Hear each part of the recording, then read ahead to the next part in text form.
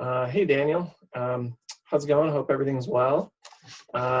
It's a really cool project. It looks like I'm dying to know what this thing looks like what it is exactly, and how all the parts go together. But it's pretty fun to work on, real stuff. I just thought I'd make a quick video because I'm making videos for students all the time, and it's just an easier way to communicate sometimes. And I'm just going to share a couple of things.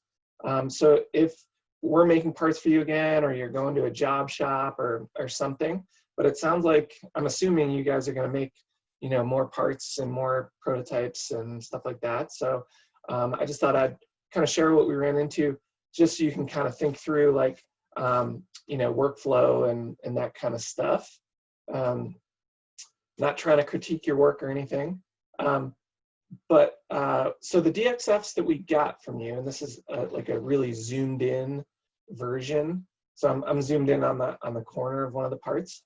And one of the things that John ran into when he was trying to use this on the plasma is, if you see these little lines here, there's like extra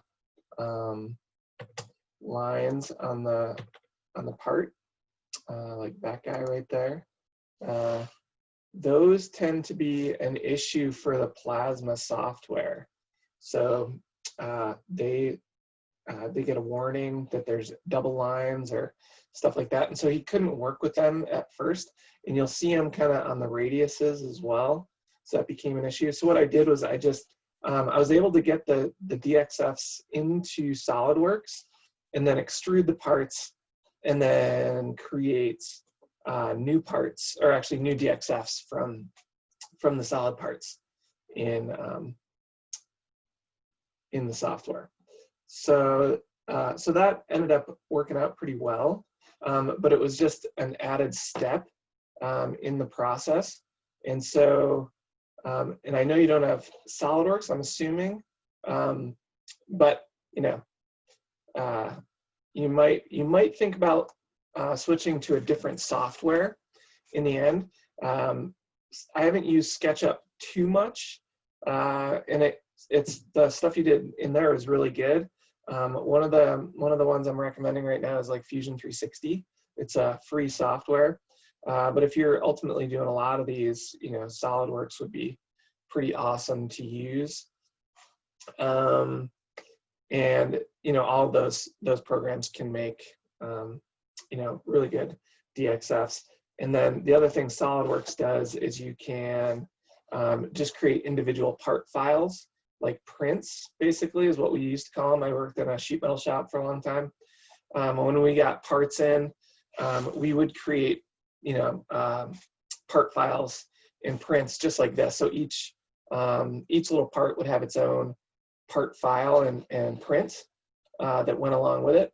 And one of the things that's really nice for the operators on the machines is not only to make sure that the DXFs are correct, but also to ensure that their machine's cutting correctly. So each part would be dimensioned to where a person with a tape measure or a caliper could measure at the machine. So radiuses are really hard to measure, but overall lengths are great. The other one that's really great are diameters of holes. Those are nice and easy, so that you can make sure that the parts coming off the machine are within tolerance. And that we've also got the right parts too, that we haven't accidentally scaled them one way or another. And so one of these sheets for each part is super helpful and handy to have.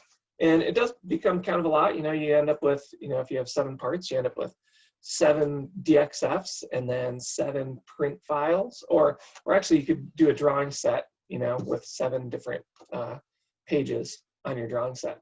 But to ensure accuracy and all that stuff, because things can get mixed up in data transfer and, between millimeters and inches and all that stuff, it's great to produce kind of a drawing set to go along with your stuff. So, but I'd love to, if you need help or you have questions or you want to talk through this, like, this is super fun for me. And yeah, I like doing this stuff. So yeah, would love to talk to you. and we can go from there. Hopefully your parts are coming out right, and your prototype's looking good, and all that stuff. But yeah, let's keep talking, and good luck with the rest of your project.